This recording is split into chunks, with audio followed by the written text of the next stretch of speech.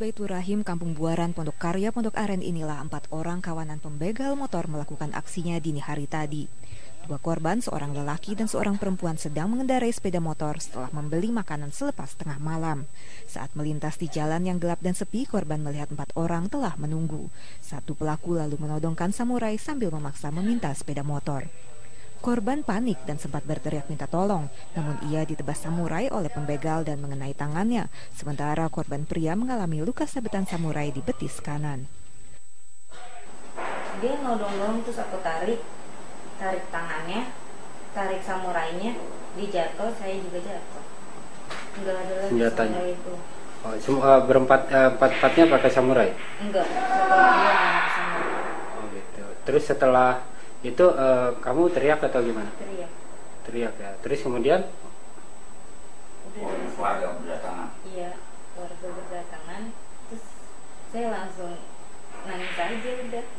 Warga yang berdatangan mengejar para pelaku dan berhasil menangkap 1 orang yang langsung dihakimi dan dibakar di depan pom bensin Ceger. 3 begal lainnya melarikan diri. Dia masa namanya juga, udah kumpul semua dari mana-mana, bukan orang sini doang sih, udah dari warga setempat sini dah. Dibakar sama warga ya, Bang ya? Kayaknya sih dibakar depan, saya udah nggak ngeliat kalau ke depan, masih di sini doang terus dibawa ke depan. Korban sendiri? Jasad pelaku yang diduga begal diamankan di Mapolsek Pondok Aren. Identitasnya belum diketahui. Namun menurut warga, ia sempat mengaku berasal dari Lampung. Syuda Hendrawan melaporkan dari Tangerang, Banten.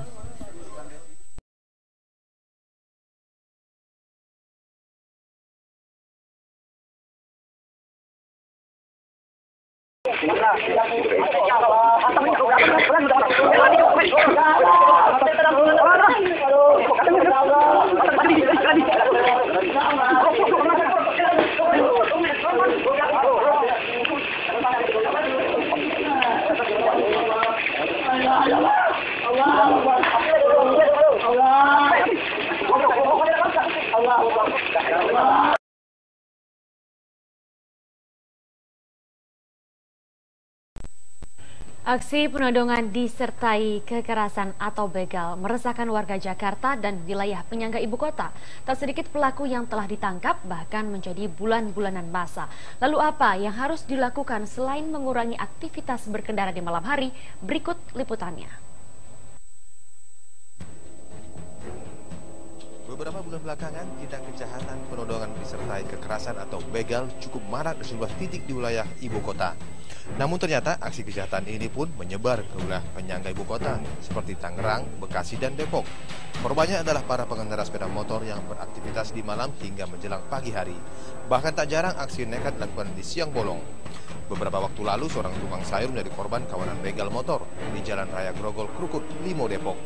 Saat ia mengendarai motor menuju pasar, 5 orang begal motor menghadang dan merampas motornya. Korban menyerah, namun sebelum mereka kabur, para pencari itu melempar korban ke dalam kali Krukut.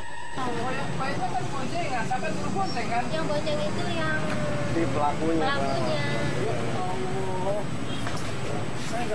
Saya di bawah sana teriak nggak ada yang nolongin. Nggak kedengeran kali Bapak. Saya kan lagi turun sayur itu di sini. Kalau ngerti kalau itu buat lagi di ini. Di wilayah Tangerang Selatan, Banten, tindak kejahatan begal kerap terjadi di lokasi-lokasi sepi seperti di kawasan Bukit Nusa Indah Ciputat, Sarana Indah Permai Ciputat, Tegal Rotan, Pondok Aren, dan Jalan BXC Pondok Aren. Kejadian demi kejadian memicu kekhawatiran warga. Saat ini seolah tak ada lagi jaminan kenyamanan dan keamanan berkendara bagi warga yang pulang beraktivitas di malam hari. Begal motor selama ini meresahkan banget ya Mas, karena hampir semua lokasi terjadi begal motor.